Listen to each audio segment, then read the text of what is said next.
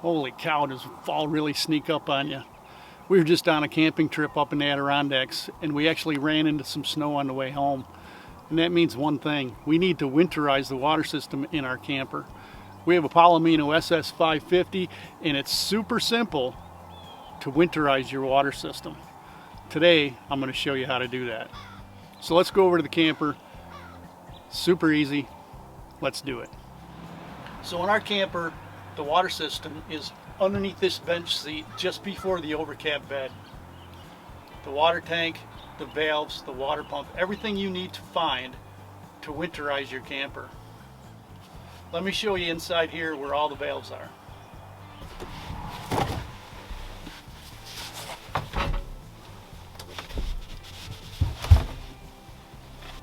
So in here we have our water tank, and the valves that we need to be concerned with are right in front of the water tank. There's only two valves that we need to be concerned with. One of them drains the water tank, and the other isolates the water tank from the rest of the water system.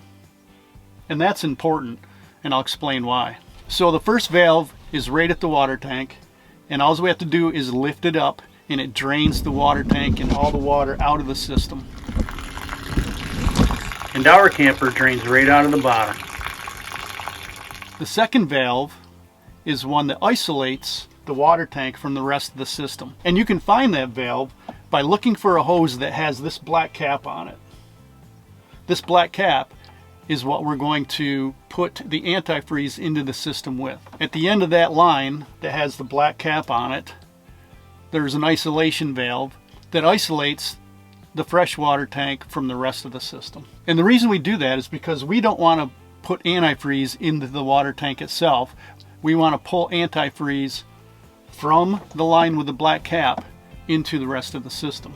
You need to turn the valve so the handle points toward the hose with the black cap on it. So we're just going to take the end of the hose that we had the black cap on and place it into our antifreeze bottle. Once we have that line into the antifreeze bottle, we're just going to run the sink on hot and cold, and we're going to run our shower system on hot and cold until the pink antifreeze comes out. And it's very important that you use the RV antifreeze. Don't use regular antifreeze that you'd put in your car. So we're going to draw water out of our sink until the pink antifreeze comes out. We should be able to do this with 1 gallon of antifreeze.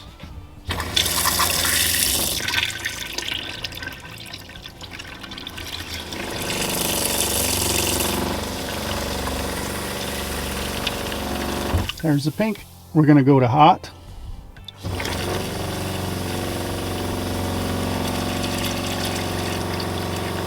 Pink. And we're done. And be sure, if you have an outside shower like we do, that you do the same procedure here. Run the hot and cold until you get the pink antifreeze flowing through the lines.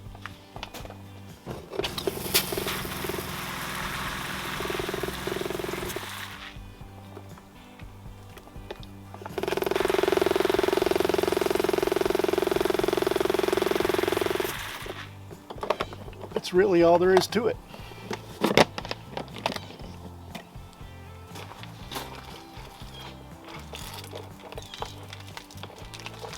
Certainly want to drain your sink as well. Put our cap back on, and we are good to go.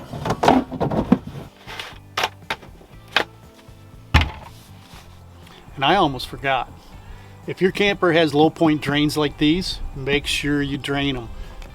Water can sit in there and then you'll have problems. I'm going to do it now until a little bit of the antifreeze comes out, and then I'll cap them back off.